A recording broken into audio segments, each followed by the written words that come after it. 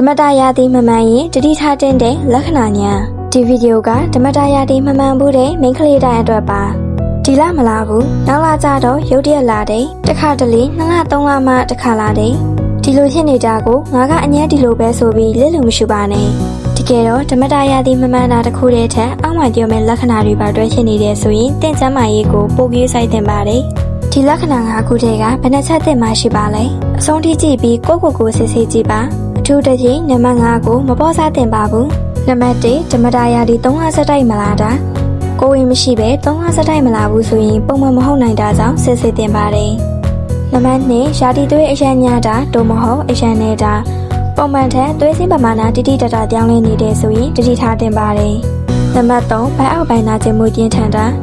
နာကျင်မှုကနေစဉ်လှုပ်ရှားမှုကိုထိခိုက်တဲ့အထိပြင်းထန်နေရဆိုရင်ပေါ့စာမထားတင်ပါဘူးနံပါတ်4ညနာမှာဝက်ချန်တွေရုတ်တရက်ပိုထွက်လာတာ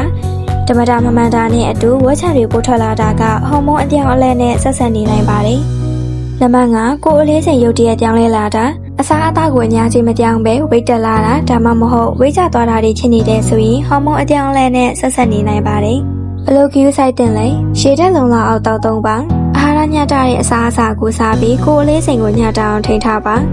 အေးဟိုဘအိပ်ပြီးစိတ်ဖိစီးမှုကိုလျှော့ချပါဓမ္မတာယာတိမမှန်တာက3လကျော်ဆက်ဖြစ်နေတယ်ဒါမှမဟုတ်အထက်ကလက္ခဏာတွေပါတွဲဖြစ်နေရဆိုရင်မပေါ့စားပဲတာမမီရဲ့ဆရာဝန်နဲ့တိုင်ပင်စစ်ဆေးတင်ပါတယ်နော်